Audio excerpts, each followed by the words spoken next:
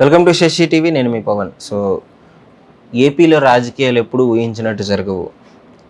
సెకండ్కి ఏదో ఒక ట్విస్టులు ఉంటూనే ఉంటుంది. ఏపీ రాజకీయాలు అంటేనే అలా ఉంటుంది.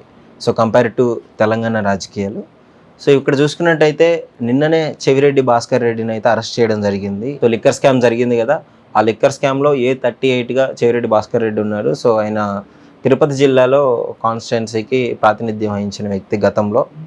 సో ఆయనకి ఈ లిక్కర్ స్కామ్లో లింక్ ఉంది అని చెప్పేసి ఆయన అరెస్ట్ చేయడం జరిగింది. సో గతంలో సూర్యాపేటలో కూడా ఆ బోర్డర్లో, ఏపీ తెలంగాణ బోర్డర్లో కొంచెం వరకు పోలీసులు డబ్బు పట్టుకోవడం జరిగింది. సో అది కూడా చెవిరెడ్డి భాస్కర్ రెడ్డికి సంబంధించింది అని చెప్పేసి విశ్వసనీయ వర్గాలు అయితే చెప్పడం జరుగుతుంది. సో ముఖ్యంగా ఇప్పుడు వెంకటేష్ నాయుడుని కూడా అరెస్ట్ చేయడం జరిగింది. ఆయన చెవిరెడ్డి భాస్కర్ రెడ్డికి చాలా సన్నిహితుడు.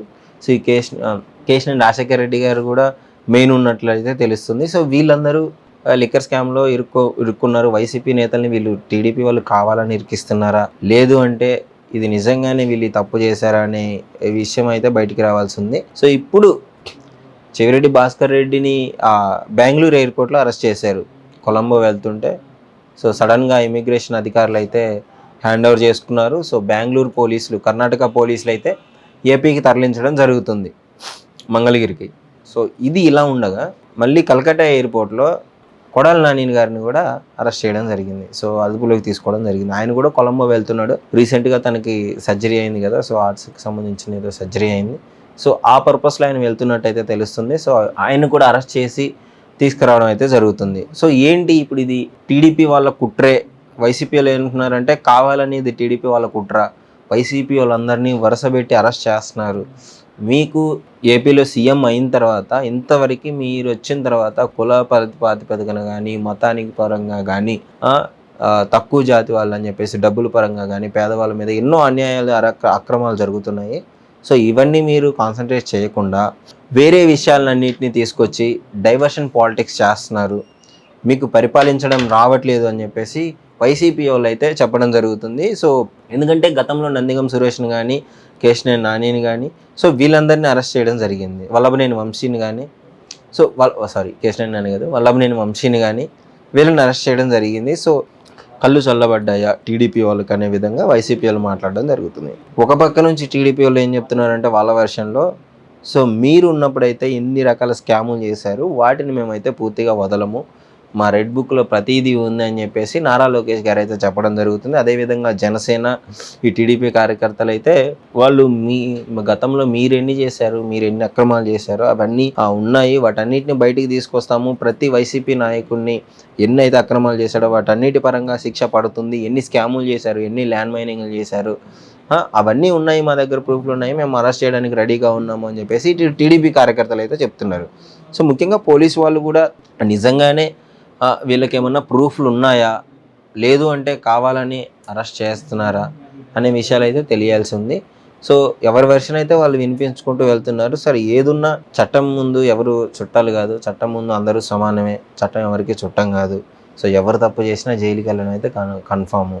రాజశేఖర రెడ్డి గారి కొడుకు జగన్ గారే 16 నెలలు జైల్లో ఉండి వచ్చిన తర్వాత సీఎం అయ్యారు. విసనున్న నాయకుడు చంద్రబాబు గారే జైలుకి వెళ్ళొచ్చి మళ్ళీ సీఎం అయ్యారు. రేవంత్ రెడ్డి గారు వెళ్ళొచ్చారు. అంటే ఏ రాజకీయ నాయకుడైనా ఈ జైలుకి వెళ్ళడం కామన్ అయిపోయింది. ఇప్పట్లో వాళ్ళు పెద్దగా పట్టించుకోరు. వాళ్ళు జైలుకి వెళ్ళినా కానీ పెద్దగా డిఫరెన్స్ ఉండదు. ఇక్కడ ఉన్నట్లే అక్కడ ఉంటారు. వాళ్ళకి అన్ని ఫెసిలిటీస్ ఉంటాయి, విఐపి ఫెసిలిటీస్ ఉంటాయి, ఏది కావాలంటే అది తినగలరు, ఎవరితో కావాలంటే వాళ్ళతో మాట్లాడగలరు. కాకపోతే ఇది ఒక బూటకపు రాజకీయం అని కూడా చెప్పుకోవచ్చు. సో ప్రాక్టికల్గా మాట్లాడితే ఇట్లనే ఉంటుంది. వీళ్ళు అధికారంలోకి వచ్చినప్పుడు వాళ్ళు అరెస్ట్ చేస్తారు, వాళ్ళ అధికారంలోకి వచ్చినప్పుడు వీళ్ళని అరెస్ట్ చేస్తారు. ఇదంతా కామన్. కొన్ని అరెస్ట్ చేసి ఏమన్నా నార్మల్ ఖైదీని పెట్టినట్టు పెడతారా అంటే వాళ్ళకు సపరేట్ సెల్ ఉంటుంది, సపరేట్ ఏసీ ఉంటుంది, ఫ్యాన్లు ఉంటాయి, అన్నీ సపరేట్గా పెట్టి ఉంచుతారు. ఈ మాత్రం దానికి జైల్లో ఉంటేంది, బయట ఉంటేంది. సో ఏదన్నా నేనే ఒకటే చెప్పదలుచుకున్నా, ప్రజలు పిచ్చోళ్ళు, ఓట్లు వేసి ప్రజలు పిచ్చోళ్ళు. ఇప్పుడు మాకు మంచి చేయండి రా నాయన అని మీకు ఓటేస్తే మీరు అధికారంలోకి వచ్చిన తర్వాత వాడి మీద పగ తీర్చుకోవడం, వాడు అధికారంలోకి వచ్చిన తర్వాత మీ మీద పగ తీర్చుకోవడం, ఇంక వీళ్ళకి ఇప్పుడు మంచి చేసేది. ఎప్పుడైనా సరే ఈ రాజకీయ పోరులో అన్యాయం అయిపోయేది ప్రజలే. వాళ్ళకి కనీసం తినటానికి కూడు గుడ్డ తిండి లేక, మీ మీద నమ్మకంతో వాళ్ళు ఏం చేయలేక ఒక రాజకీయ పార్టీని నమ్ముకొని వాళ్ళకి ఏదో మంచి జరిగిద్ది, మా నాయకుడు వస్తే మాకేదో మంచి చేస్తాడు, మాకు ఉద్యోగాలు వస్తాయి, మాకు రోడ్లు వస్తాయి, మాకు ఇల్లులు వస్తాయి అని చెప్పేసి వాళ్ళు మీకు ఓటేస్తే మీరు వచ్చి వాళ్ళందరినీ పక్కన పెట్టేసి గతంలో వాడు నన్ను ఇట్లా అన్నాడు, ఇప్పుడు ఆ పార్టీని వాడిని జైలుకి పంపించాలని ఇది ఒక అంటే ఒక కక్షపూరిత రాజకీయాలు చేసుకోవడమే రాజకీయ నాయకులకు అలవాటైపోయింది. ఇప్పుడు ఇది ఓపెన్గా ఎవడన్నా మాట్లాడితే వాడు ప్రజల్లో బ్లేమ్ అయిపోతాడు. ఇప్పుడు ఆ పార్టీ వాడికి మాట్లాడితే ఈ పార్టీ వాడు బ్లేమ్ అవుతాడు. సో ఇదే జరుగుతుంది.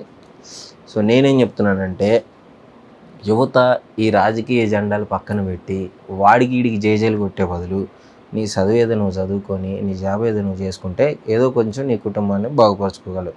లేదు నాకు ఈ పార్టీయే కావాలి, నాకు ఈ జెండానే కావాలి, నాకు అన్నొద్దు తమ్ముడు వద్దు, నాకు ఈ కులం నాది ఇది అని చెప్పి ఆ కులాన్ని పట్టుకొని ఆడాలని రోజు నీ బతుకులు ఎట్నే ఉంటే దాన్ని ఎవ్వడూ మార్చలేడు. సో ఇది మాత్రం కన్ఫామ్ చెప్తున్నాను. ఓకేనా? సో ఇది కొంచెం ఒకసారి ఓటేసే ముందు వాడు ఏం చేయగలడు, మా నాయకుడు ఏం చదువుకున్నాడు, ఎంత నాలెడ్జ్ ఉంది, ఇంతకుముందు ఏం చేశాడు అని చూసి ఓటేయండి. మా కులం మా మతం మాకు మంచి చేస్తాడు, వీడు మా వర్గానికే చేయాలి అనుకుంటే మాత్రం మీ బతుకులు మారు, మీ జాతకాలు ఎప్పుడు ఇట్లనే ఉంటాయి. సో మీ అభిప్రాయాన్ని అయితే కామెంట్ రూపంలో తెలియజేయండి. Thanks for watching Sashi TV.